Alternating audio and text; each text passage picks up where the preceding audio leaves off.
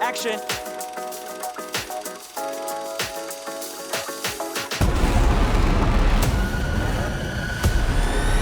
Bruce Wayne. Sorry. I know you guys are here for a review of the latest Caped Crusader movie, but before we do, let's play Rank the Batman. Coming in at number 1 is Christian Bale's Dark Knight. As the star of Christopher Nolan's acclaimed trilogy, Bale was a suave Bruce Wayne and kicked ass in the cowl. At number 2 is Michael Keaton. Firstly, because it's Michael Keaton, but secondly, because he changed the concept of the character with a single line in Tim Burton's 1989 classic. What are you? I'm Batman. Holy listicle controversy, Batman. There's a tie for number 3. I've got a dead heat between Adam West of the camp but awesome TV show and Will Arnett from the criminally underrated Lego Batman movie. Batman? Whoa! You're darn right, whoa. At number 4, we've got Ben Affleck. Though his casting was much maligned at the time, Batfleck wasn't the worst thing about the movies he appeared in. Do you bleed? Number 5 is Val Kilmer, whose Batman Forever gave us Jim Carrey as the Riddler. Riddle me this, riddle me that. Who's afraid of the big black bat?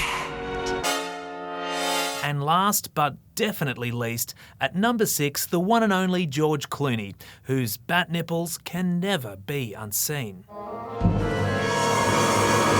Ooh. So where does Robert Pattison fit into all of this as the star of The Batman? Well, I'd rank his emo goth version just under Michael Keaton as one of the best bat dudes of all time. And a big part of why is director Matt Reeves, who is the visionary who gave us War for the Planet of the Apes a few years back. This is a bloke who knows how to turn well-worn IP into something fresh and new. And he does it here by making the darkest Batman movie we've ever seen. Who are you under there?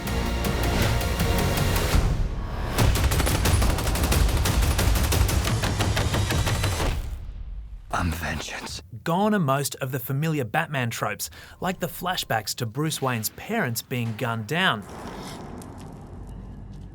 or a young Bruce stumbling into a cave filled with bats.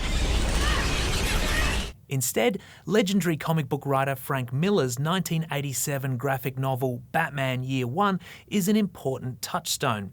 And Reeves's film could be seen as Year 2, almost serving as a follow-up that finds the character in his second year on the job.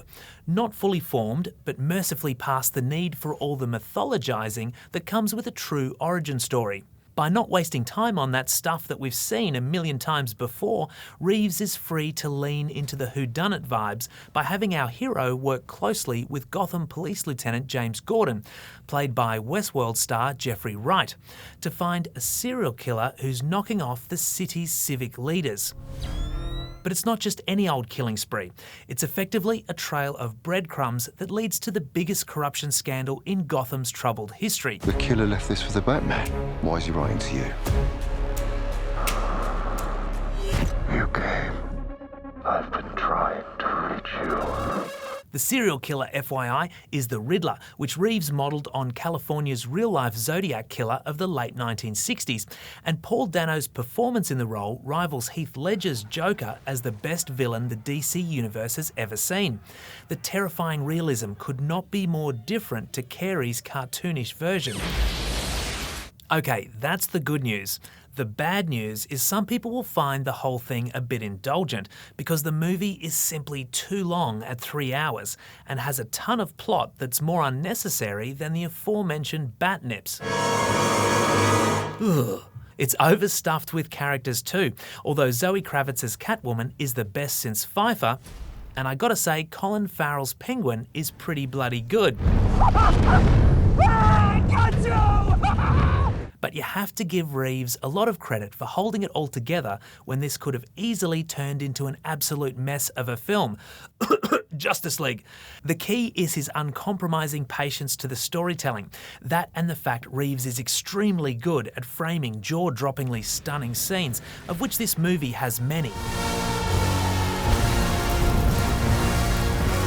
that shit right there is iconic. So is R-Patz as good a Batman as Bale? No, but the stylish throwback to the character's past, complete with the addition of Nirvana songs and the best Batmobile ever, manages to feel refreshingly new. Batman gets 3.5 stars.